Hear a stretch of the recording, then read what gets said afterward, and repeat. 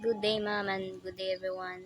So, today I'm gonna report channel relationships and channel partners are strategic collaborations between organizations that can potentially provide reciprocal value for both organizations. However, traditionally, channel members make so little effort at all work cooperatively with each other. They only consider what is best for its own interests without caring about other members of the channel. So before we will dig deeper on this topic, let me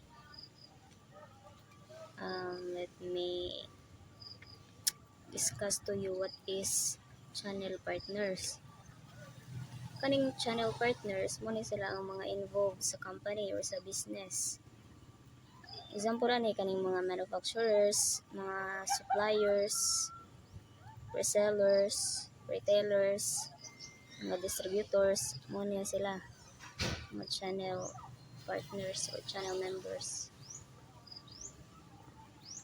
Channel conflicts. It is a situation in which channel partners have to compete against one another. So, kuha naman siya. Kuha naman siya ganang understandable. Muni ang time nga na mga competition nga mahitabo from one company to another. So, there are types of conflict in channels distribution. There are two types. So, the first type is the vertical channel conflict. It occurs when two parties at different points in the distribution channel have dispute. So, ang vertical, two parties at different points. So, like manufacturer versus retailers, manufacturer versus parang distributors. So, para masabta na to, na mga causes of vertical conflict. Number one is direct and indirect sales. When manufacturers bypass retailers to sell direct to consumer. So, ang example kintahay ang Apple company. Muna sila mga manufacturer sa mga iPhone. And then sila mga permitted ng mga retailers. Pero ang gibuhat ni Apple company, nagamba ni sila ganang murag online nga store para adto i-direct og sale ang ilang product. So, unsa may ma-feel sa mga retailers if gibuhat nito nila sumalain or masuko ang mga retailers kay ilang sale mapituhan man pod ilang mga price muna. If ang retailers maka-found out nga naay ngadto nga mga gibuhat sa manufacturers, mo reduce ag ilang mo reduce ilang orders nga specific nga company.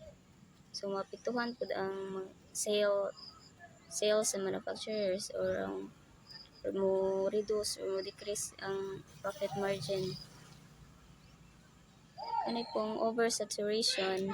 Number 2, when manufacturers permit numerous retailers in a given territory to sell their brands. Ang example po dahil si Apple company daghan man siya retailers in a given territory. When we say given territory, kanang nasa isa ka lugar. For example, kaning nasa Green Hills sa Manila karang daghana ni sila nga manindahay og mga iPhone. So, na oversaturate na ang pag sale sa mga iPhones kaya daghana naman sila. Mabahi naman ang mga customer. Munang maapektuhan pa ang sales gamay ra sa mga sales. So, mura ni causes sa vertical channel conflict. Balik ta sa types. Number 2 nga types is ang horizontal conflict, which happens between two parties at the same level in the distribution channel. So, kung ang vertical, different two parties at different points like manufacturer versus retailer, ang horizontal pod pareho like na ay competitions between two retailers, distributors, ang mga rivalry. And then sa online marketplace, kaning magset sa example aning online market horizontal conflict aning online marketplace nga ning Lazada ug Shopee. Di ba pareha ra na sila nga mga online shopping app. And then pareha ra na sila mga products or mga prices. So mag-compete na silang duha kung sa ilang mga strategy para kasi mas daghan og kanang kuan kita. So kung na-causes ang vertical na apoy reason pod ang kuan horizontal. Ang first nga reason is loss leader. When one member of the distribution channel considerably drops the price of a product to initiate traffic to their store. So kani nga kuan rason mo mag-price drop ka. Like magpa-discount ka, kanang mga discounted or mag-sale ka og mga product para daghan kang ma-attract ang mga customers sa imong store. Kasi bara na yung mag-price drop ka kanang itong mga foods or products nga hapit na ma-expire. Kay sayang mo sa mga products if ma-expire and then kanang wa na gigamit. So while mapusalan pa gamito na to or palito na to. Number 2 is turf war. When various wholesalers or retailers are selling in the same place. So mo yung example ko ganiha itong Green Hills nga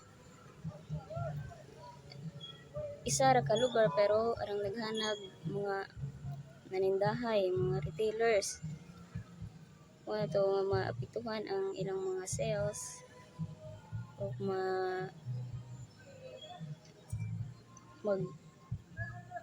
mag-compete na sila kisay mag-compete or mag-strategize na sila kasi ilang dapat buhaton para daghan sila og kita compare sa uban nga store. Ang third reason sa horizontal is multiple channel conflict. When a manufacturer has at least two channels competing for sales of the same brands or products. Amo gyapon to ang example ganiha katong Apple manufacturer. Dahay manufacturer na siya authorized nga ang Apple ng company na siya gi-authorize nga distributors like Tech Distribution gitay ang pangan. And then sunod sa distributors na pa na siya retailers. Itong mga permitted retailers sa usa ka company o sa manufacturer. Munay ga-involve og multiple channel conflict.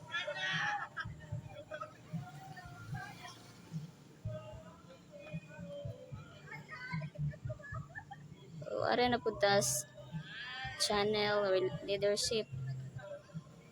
A company at one level of distribution that takes a leadership role establishing operating norms and processes based on its power relative to other channel members. So from its word, leadership, muna sila may kaning mga channel marketing manager or sales director. Muna sila mag-manage or magplano o mag-strategize sa ilang company para siyempre para mas maayo ang pagdagan sa business. Next is channel partnership. A channel partnership is simply a company that works in collaboration with a company in a way that helps the sale, distribution, storage, and production process. From its word partnership, it involves two company. Example ano si Coca-Cola nakig-partner siya ni McDonald's. Eh, diba if sa McDo ag ilang beverages ana mga kuan man Coca-Cola and sagasa ka padung naa jud ang Coca-Cola. So tungod anang mga partnership sa McDo ug sa Coke mas ni taas ilang sales, ilang distribution, mga production process mas dali. Kaya tinabangay naman na may partnership nga nahitabo.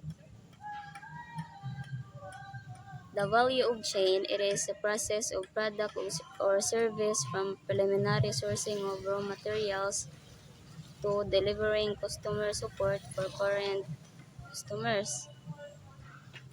Process, so yung mga proseso nga from kuan pa lang sa pagama pa lang sa mga raw materials to ma-deliver na sa mga customer na ma-consume na or ila nang ma-receive. Sunod is co-branding, also known as brand partnership. Is a branding strategy where two or more brands come together to promote or produce a product or service. So kung mga brand mo isgutan, example sa clothing kaning Louis Vuitton ug Supreme, their collections of clothing and accessories. Muna sila brand nga nag-partner. And then kana pong Nike ug Adidas, mga limited edition nga sneakers. And then i-combine nila mga designs sa Nike ug Adidas. Muna siya mga brand partnership. Sunod is value-added resellers. A type of reseller partner that goes beyond simply fulfilling orders for a company's product or service. Kani po siyang value-added resellers. Muna sila yung mga reseller partner nga ni palit sa mga sa ka company, and then ilang mas gipa kuan nila gipa nice ang product, like more on customization ni sila.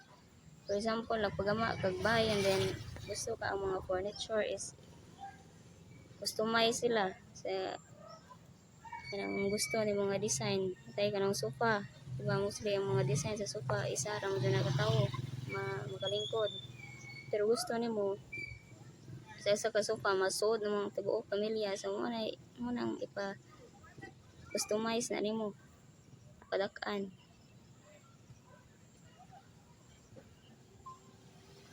Next is vertical and horizontal channel integration. These are the strategies used by a business in the same industry or in a production process.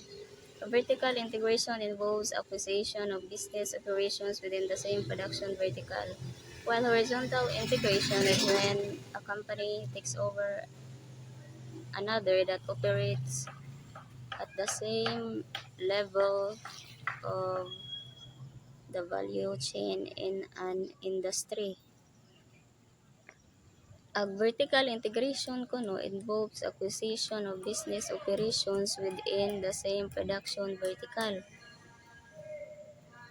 Ang example ani si balik sa Coca-Cola kay well known naman sa Coca-Cola no. Arang datuan na siguro ning CEO sa Coca-Cola.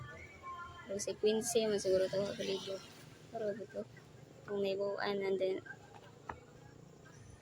ang example ani ang Coke di man ni mahimo ning Coke if sa Coke mag-need na sila kuan kanang enough sugar supply.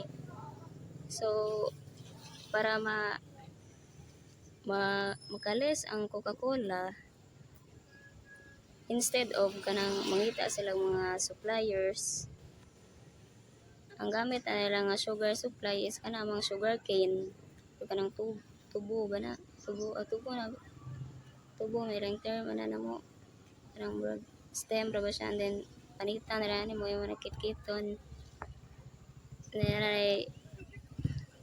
mura na naging mainom na yung tubig. So ang coke mopalit sila og kanang sugarcane farm, para na sila enough nga kuan sugar supply.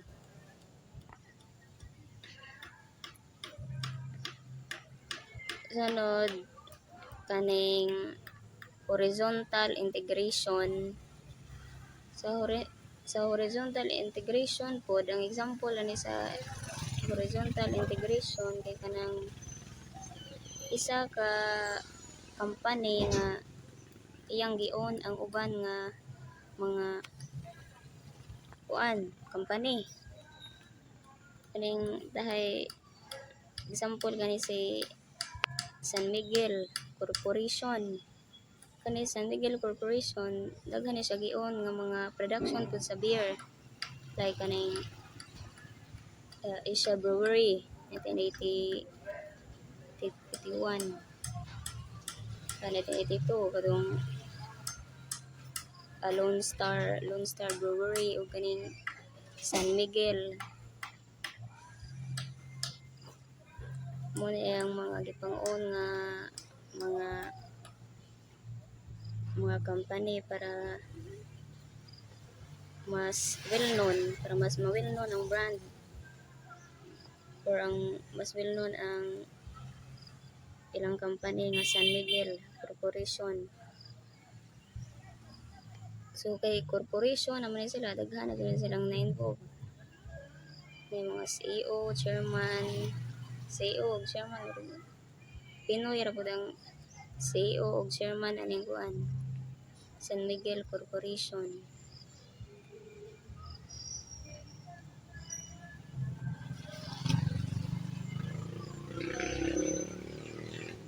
Lastly is companies integrate vertically in two ways.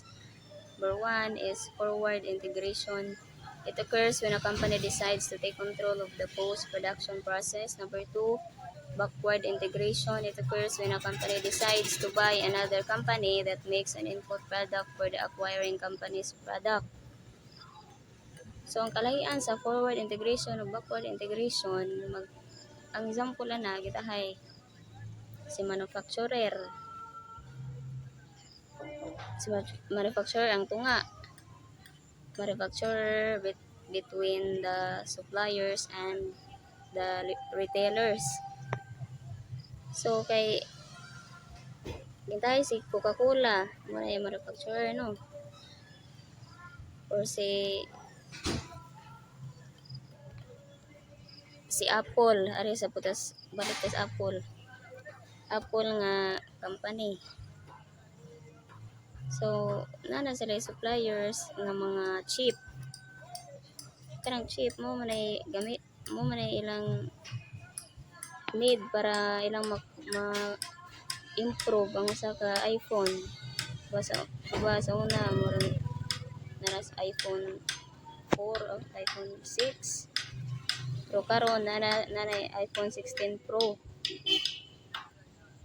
nga ang kuan ang nga sa chip is A18 Pro chip, katong 15 sa una kuan A16 Bionic chip. So mo na sila need sa Apple company para mahimo na nila ang mga gadget sa Apple. And then kung ari pud ta sa amo day backward, kay babalik baguhan man sila. Ang forward is mo na nang sa mga retailers mo na ng time nga ma-receive na or ma-sell na nila sa mga customers.